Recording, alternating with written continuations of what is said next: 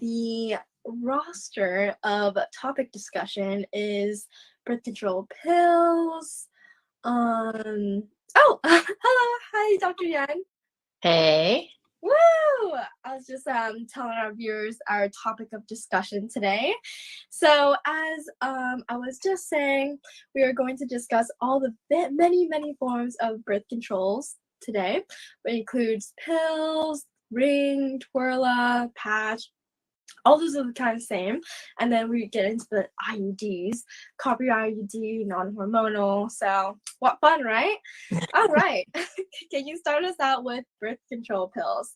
The general basis and pros and cons of how that might fit your lifestyle. Yeah, so I like to think of the birth control. Oof, I'm looking because I have I brought my toys today. Oh, really? You're always so well prepared. A little bit. Just as aha. This is what a 1-year vaginal ring looks like.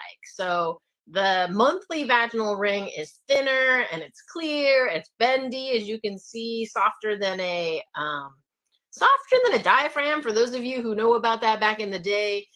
Soft like a stethoscope, even softer than that in terms of bendy, and see how fun it is. Anyway, a person with a uterus just sticks it up their vagina, not into the uterus. So here is the uterus, not in the uterus, but in the vagina down here. And it goes like this. And it doesn't have to go here. It can be any way it wants in the vagina. And it just delivers drug. And so that's the ring. Then comes the patch. So actually, I was just going to show you. That's the wrong patch. That's the estrogen patch. But interestingly enough, it looks very similar to the twirla patch. And so the patch, well, the ring, you have a 1-year version. You have a monthly version. The 1-year version, we do not recommend until you're 30 years old, because it only has 13 micrograms of estrogen. And I'm an adolescent medicine specialist, and the adolescent medicine specialist at Stanford, the pediatric adolescent gynecologist at Stanford, the pediatric endocrinologist at Stanford all recommend 30 micrograms of estrogen in your birth control patch or pill or ring. Ideally, such a thing doesn't exist. So how come there's such a discrepancy between estrogen amounts between older versus more adolescent? Yeah, so you're building your calcium until you're 30, and then once you're 30, you take from your calcium bank, and you don't build if you don't have at least 30 micrograms of estrogen. And so a lot of young people will come in and be like, give me the lowest estrogen possible. And if their doctor's not an adolescent medicine specialist, isn't aware of bone health, or isn't just, there's so many things that a doctor needs to know. So all we do at Pandia Health is birth control. And all I've done for the past 7 years is birth control.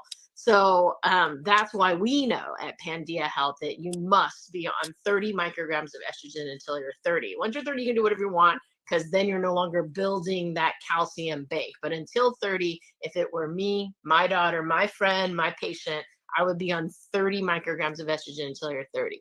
Interesting. So, what's the relationship between calcium and estrogen? So if your estrogen's too low, then your calcium doesn't stick to your bones. You don't build that calcium bank. Oh, really? That's new knowledge to me, honestly. Yeah, particularly as a woman of color. A lot of people of color, 80 to 90% of us, are lactose intolerant, or just isn't part of our culture to have milk, right?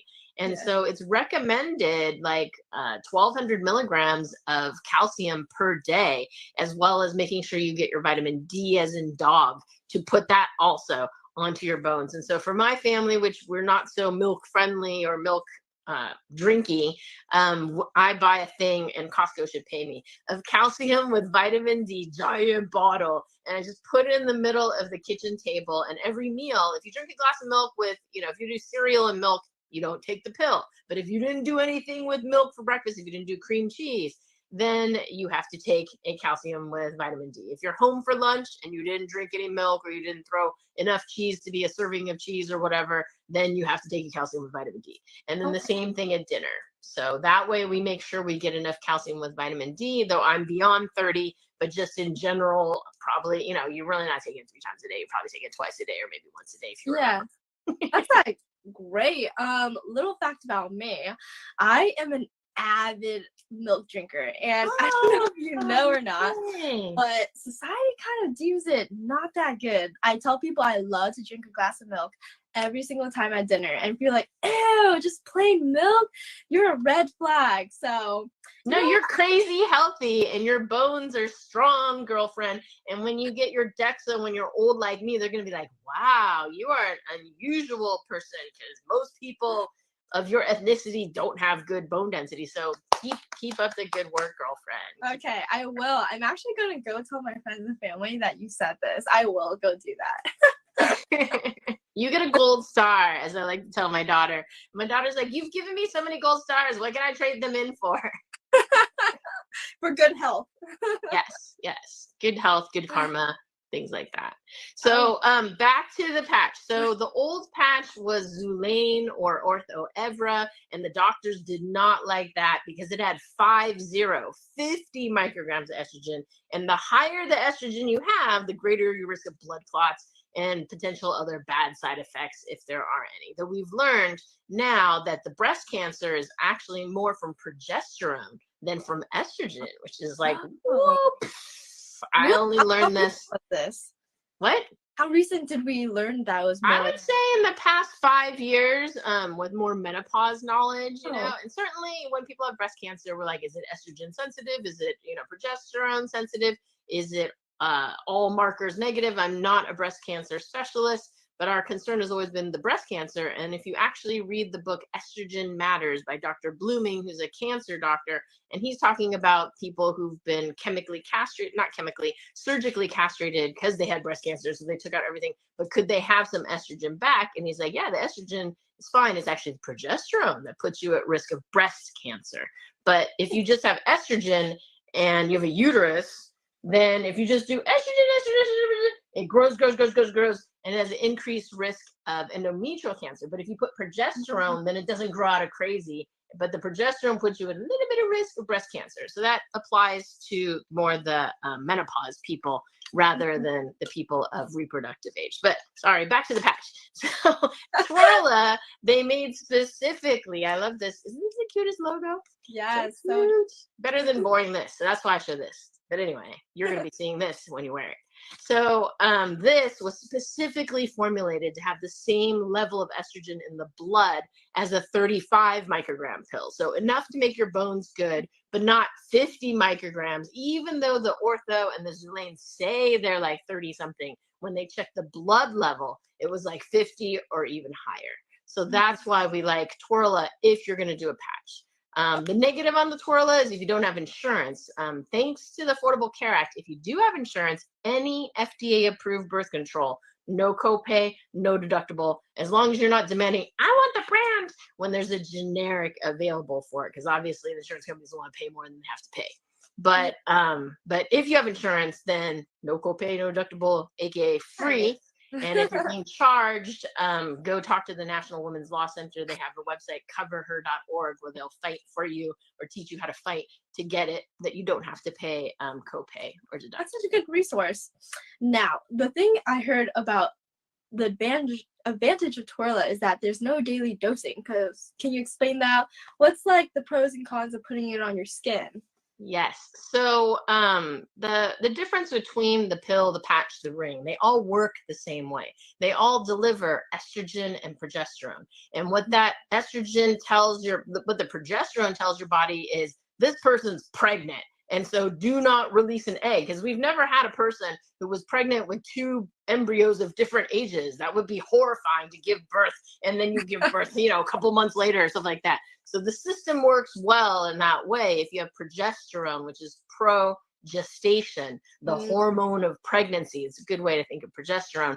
And so the progesterone also, in the progesterone only methods, thins the lining of the uterus. And more importantly, you have the uterus, and at the bottom you have the cervix, and you have the vagina, and there's a cervical mucus plug. And so there's mucus there. And the reason why there's a plug is if you're going to grow an embryo for 9 months, it wants to keep it clean, sterile. It doesn't want anything running up here from the vagina, which has bacteria and yeast living in harmony, running up to infect this growing embryo. But once a month, it pops out an egg, and it's like, ooh, let's make a baby. So it's got to open up, and then sperm runs in there. But if you have progesterone, it's like, I'm pregnant, do not open this. There's a mucus plug, bonk, bonk, bonk. And the sperm cannot get through the mucus plug. So that's how the pill, the patch, the ring works. The way the pill was originally designed, you'll see here 3 packs of one color and then 1 week of sometimes some color and sometimes the other. But this 1 week is usually a different color than these 3 weeks. And this week is where you get your bleed because it's 3 weeks of hormones and then it drops. And after the 2nd or 3rd day of dropping, then your body's like, oh, there's no hormones. So I'm just going to drop the lining of the uterus. But this week is arbitrary. You can have it every 3 months, every 6 months, or never. And if you want, I have a talk, obviously, TEDx talk, hashtag periods optional. So you can learn more about that. On that topic, for our lovely viewers, if you didn't know, January is actually Cervical Health Awareness Month. And I believe that birth control helps prevent the risk of cervical cancer. Is that correct? So it's been shown that with potentially, well, actually, I think the research shows that it's been associated with increased risk of HPV turning into cancer if you have HPV, if you're HPV positive. However, if you're HPV negative, the birth control pill neither increases nor decreases your risk, maybe decreases your risk of catching HPV. But even better would be 1, to get vaccinated, and 2, make sure you get your pap smear HPV screening. Okay, yeah, that sounds great. All right, so now we have the topics of the IUDs. Can you first talk about hormonal, the difference between hormonal and the non-hormonal? So copper IUD. So 1, this is a life-size IUD. Look how oh my goodness. Wow, smaller than my thumb or my index finger. Yeah, that's life size. Purple is not normal. It's generally white, covered with hormone. Levonorgestrel is the hormone that's in it, the hormone one. Know that there's different doses of hormones. Mirena and Letta are the 5 to 7 year version. And then there's Skyla, and then there's Kylena. And then I believe Skyla, one of them is like smaller by a millimeter in each direction, which makes no difference in today's world, a millimeter in each direction. But this was going to go off patent, and they're like, what can we do to keep it on patent? They're like, we'll shrink it by a millimeter in each cell, and we'll put less hormone in it. And the negative is the full dose IUD, the standard dose, Mirena, Loletta, lasts for 5 to 7 years, and about 30% of people who use it will have no periods. And they're like, yeah. And then the other 70% is lighter. And so if you have bad, evil, heavy periods, this is actually a treatment for it. But you could also use the pill to patch the ring and just skip that last week. Though the patch you can only use for 12 weeks in a row. If you use it more than 12 weeks and the estrogen builds up in your blood and you have a risk of blood clot. So after 12 weeks, you just come off for a week, and then you can do another 12 weeks. Just FYI. But the lower dose ones have a greater risk of bleed. And so I was like, the benefit of this is you don't have to bleed every month. And if you have a lower dose of the progesterone, then you might bleed every single month. And if you like bleeding every month, then yeah, go for the lower dose. But they also don't last as long. They last for 3 years or less potentially. So that's the issue with the hormonal. But the copper IUD, a lot of women are like, I don't want any hormones. I want it all natural. 1, it's not natural to have copper in your body, but okay. You're so right about that. Yeah. And then also, even though I was talking about high dose or whatever normal dose, it actually is very local, and it does not go systemic in general. Whereas the implant in your arm goes systemic, but this generally is just local. So it's not systemic hormone. So if you're anti-hormone or not into that, then this I think is better than copper IUD, because the 2 side effects of the copper IUD, very important, is that 1, more cramps, 2, more blood. And I just had a friend's daughter get it, and like I woke up and it was like a murder scene, and I was like, we told you those are the 2 side effects, And so if you're the kind of person who's like, is that blood trickling down my leg? Good candidate. If you're like me and I feel the blood, every single drop crumbing down the vagina, no, not you. You're not good candidate, because it's going to be stronger cramps and more blood. And if you have anemia, then no copper IUD for you. And again, as I mentioned, this is actually the treatment for heavy bad evil periods, one of the treatments. But I personally prefer the pill, but that's only because there's 40 different pills, 8 different progesterones. So if one of the progesterones doesn't work for you, because the IUD only comes in one progesterone, levonorgestrel. If you don't like that one, oh well, that's the only one you get. Whereas this one has 8 different progesterones. But the negative of this is you have 365 days where you can mess up with this, whereas the patch is only 52 weeks that you can mess up with it. And then the monthly ring is 12 months. Sorry, I'm just used to 13 packs per year. And the aloe vera you could leave up there the whole year, but you have to be at least 30 years or older. Oh, I see. Okay, well, funny little story. I actually have the copper IUD, and the reason why I thought that I was a good candidate for it because I had a very low bleed, barely anything. I basically had no cramps at all, and so I was like, you know what? I am a forgetful person. I forget to daily dose. I was on birth control pills before, and this was before I knew I could skip my period, by the way. I think if I actually knew that, because there's so much information out there, I think if I knew I could skip my period, and not only that, but it's safe and beneficial, I would still be on birth control pills. But I was out there in my youth, not very educated that much, and my friend got the copper IUD. Also additionally because she once was like, oh, I don't know about the hormones thing, and so I was like, okay, yeah, you know what, my friend did it, so I'm gonna do it. It's still one of the best decisions I've ever made personally for myself, especially because birth control helps you pursue higher education, future family plan, and it offers you that peace of mind. But what I did have, oh my goodness, my bleed was so intense, Dr. Yan. It was like, it was crazy. I did not believe that a single human could bleed that much. It was probably really a lot within the first like a few months, and now I've like stabilized and it's like medium heavy flow. But yeah, that is definitely something I would tell people about the non-hormonal copper IUD, that you get heavy cramps and a heavy flow. Well, this isn't medical advice, but FYI, if you take 600 milligrams of ibuprofen with food up to 3 times a day from the first day that you think you're going to get your period for copper IUD, or anyone who has breakthrough bleeding on a progesterone only method, or just anybody who's not on birth control, if you want to cut the amount of blood that you bleed each month by approximately 30%, ibuprofen, as long as your kidneys are fine and you can drink water and you take food with it. Otherwise, you'll be like, Doctor, yeah, my stomach hurts. And I'll be like, did you eat food with it? And you'll be like, I had water. And I'll be like, no, sorry. And you'll be like, ulcer. So make sure that you do take food with it. But you can take 600 milligrams up to 3 times a day for up to 5 days. It'll decrease the blood by 30%. So. Oh, wow. Well, okay, I genuinely will do that. It's a bit intense every month. I have a question. So, because the copper IUD is non-hormonal, what if someone had acne or they want to get on birth control for other reasons besides pregnancy? So, would one be able to get on birth control pills and the copper IUD at the same time? How does that work? Yes. So, but the treatment for acne isn't birth control pills. Birth control pills help with acne. If, like, for me, I only got one zit a month.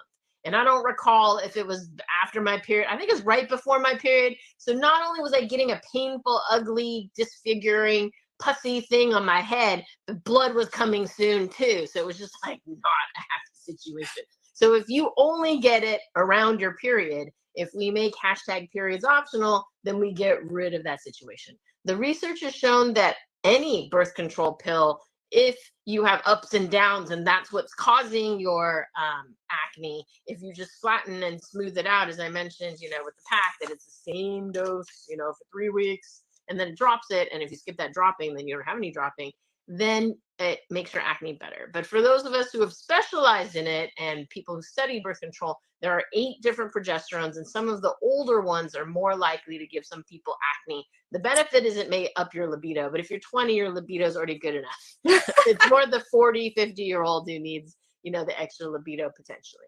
And then, but the best treatment for acne is tretinoin. It's a prescribed, in the old days, it was called Retin-A, the name brand. And if you ask the founders of Proactive, they will tell you, because I know them, that anything a physician can prescribe beats anything you can get over the counter. And if you have insurance, then, it's theoretically a $5-10 copay, though insurance has become more evil, but cheaper than whatever you're paying over the counter, probably for your 3-system, blah, blah, blah, when I can just write you some tretinoin and get you that. And then if it's stronger than that, then we might want some topical antibiotics. And if you have chest or back acne, then we might do some oral antibiotics for like a couple of months just to calm things down. Yeah, very interesting how you said insurance is evil. I think that might be another very interesting topic for our next Instagram Live, because I've heard a lot of things about the healthcare space and copay, insurance, and out of pocket. Yeah. So, and I know that that is a huge reason why people don't get on birth control, because of the cost or financial pinches that they may have. So listeners, if you're tuning in, might want to check that out next time. Could be a potential topic. I'll save that one for the books. Okay, besides all of that, I know that this is not exactly a birth control method, but you mentioned tretinoin. And so tretinoin, and for someone on, for example, the birth control pill, does that like affect anything, or do they usually go together? How does that really work? Yeah, so tretinoin hits like 3 of the 4 mechanisms of acne, and birth control hits if hormones make your pores, more greasy, making more oil and sebum and blocking it up, then it calms that sucker down. It decreases the testosterone that's floating around. It binds the testosterone that's around, so there's less testosterone to make your pores big and grease making. And so tretinoin hits, it makes your pores smaller and makes your cells less sticky, and it decreases the amount of oil and sebum that's coming through. The one thing it doesn't do is sometimes, there's bacteria on your skin and it gets stuck under, and that's called P. acnes.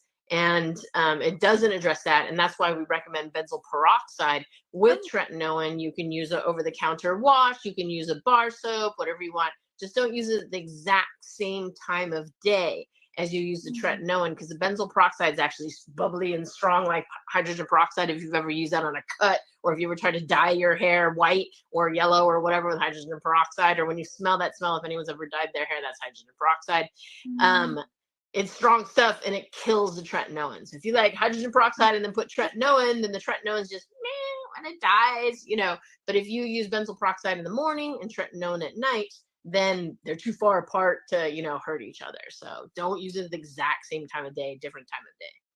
Oh, that's so interesting. And then you take birth control at your exact same Totally time. different mechanism, doesn't interact, doesn't compound, just, makes it better. And again, wouldn't use birth control only for birth control. Definitely would, for acne, definitely would use it only for acne if you only get one acne or the acne around your period, and then we just get rid of your period and then you don't have that issue, or we just smooth your hormones and that helps the situation as well. But generally tretinoin and benzoyl peroxide at the least. Wow, that is such good information. I've actually had some practitioners actually recommend birth control to me. I'm guessing it's not because they're bad at their practice or anything, but again, they're just not birth control specialists such as you are. And they would go like, yes, birth control for acne. Do you have acne? Then yeah, you should just get on birth control and, unwanted pregnancies. But this is very new information. It's really good to know. I feel like there's so many misinformation out there. There's just so much to know, and that's why you need a smart doctor. And don't try to Google it. Just see a good physician. Yeah.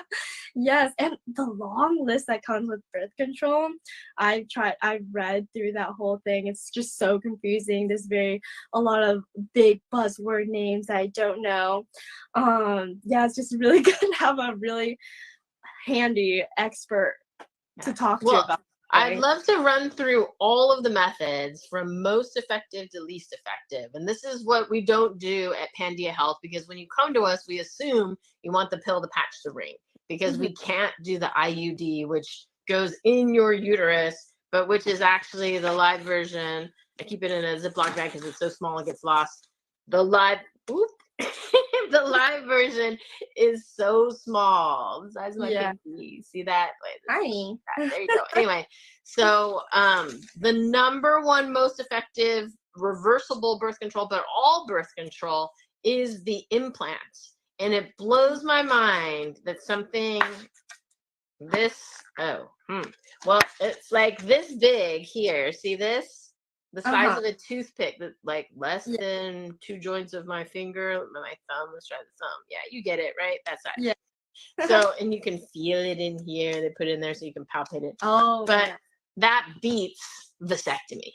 And vasectomy is in a dude snip, You're and that's like right. the gold standard. So this No thing that goes way. in your arm for 3 years and then they take it out beats vasectomy.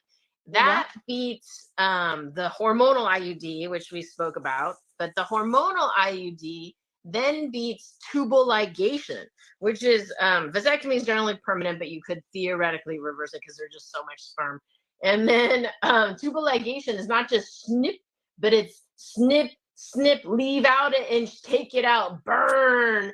And people still get pregnant after tubal ligation. That's But crazy. the IUD with hormone beats tubal ligation. Then comes the copper IUD. Then comes the shot, and then the ring, the patch, and then the pill. So that's the order. And then comes condoms, fertility awareness methods, spermicide. Abstinence is always, 100% if you can do it. But 60% of high school seniors have had sex. So just saying. And you're literally hormonal. Like I used to be like talking to my patients and they would always come 2 weeks after their last period and be like, we had sex and we didn't have a condom or anything. And I'd be like, don't you know that's the most fertile day? Like, why on the most fertile day would you not use condoms plus something hormonal? And it was because their body was like popping an egg and it's like, it's time to get pregnant. Let's get sexy. And then the other side smelling their pheromones. Oh, yeah, let's get it on. And I was like, oh, it's because your hormones were driving you. So Yeah. it's hard. Oh my goodness. Seems like so much fun and excitement that comes with being a doctor. I love that. Okay, since we're nearing our closing time, I just want to ask the audience if there's any questions. If you have questions, please drop them in now. While they're doing that, if there's any questions, I would like to ask one more question. So we ranked all of them together between effectiveness, gone over the pros and cons of each, but which one is your personal favorite method?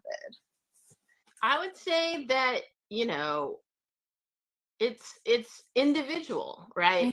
I love the set it and forget it. I love that the copper IUD is 10 to 12 years, but it's got the bleeding and the cramps. I hate blood. I hate blood loss. I don't like random blood. That's why I love #periods optional. So if you're a control freak, I don't think the copper IUD is your friend. The implant also has some whack bleeding, but whatever your pattern is, I believe at 3 to 6 months is what it's going to be. But there are some interventions, as we mentioned, ibuprofen to cut it down by 30%.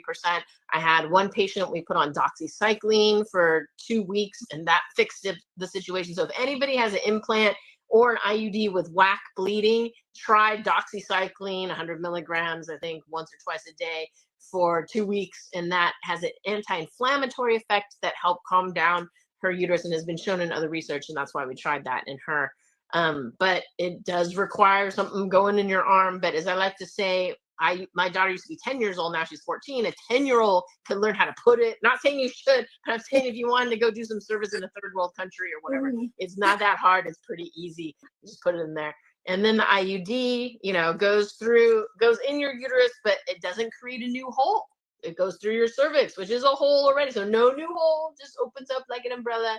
And it has little strings. And then when time comes out, you just pull it and it collapses like an umbrella and it just pulls out and comes out and it's no big deal. And it's very reversible. So if you ended up on a desert island and you're like, this is the hottest guy I've ever seen, I need to reproduce with him, you could theoretically reach up, pull it out. And then 2 weeks later, the lining of your uterus grows and you'd be ready to have a baby. So all of these are reversible. The only one that's not as reversible is the shot because it goes in your arm or in your butt. and it sits there in a fatty lipid layer, I think, in your muscle. But it has a fatty thing, I think, is what keeps it in there for 3 months. And so sometimes it takes 8 months to wash out. But I was like, most people who don't want to get pregnant, you can wait 8 months to get pregnant, right? And then the patch, I recently started using the estrogen patch, and I just didn't like it because just know the menopause patch is like this small, and once you try this small a patch and you have to use It's this like a big a patch, slipper. you're like, why am I using this big of a patch? You know, when the menopause patch is that small. But if this is your only option and you can't remember to take it every week, then this is a very good option. And then the pill, the negative is I've been taking it. I took it for like 30 years, so I got really good at taking it. But a lot of people, when you see their pack, they'll be like, one here, one here, one here. If you miss too That used to many, be me. yeah, that's not a good thing. But know that there's a progesterone only pill going over the counter, and everybody's very excited about it. But know that it was approved in 1973, taken off the market in 2005.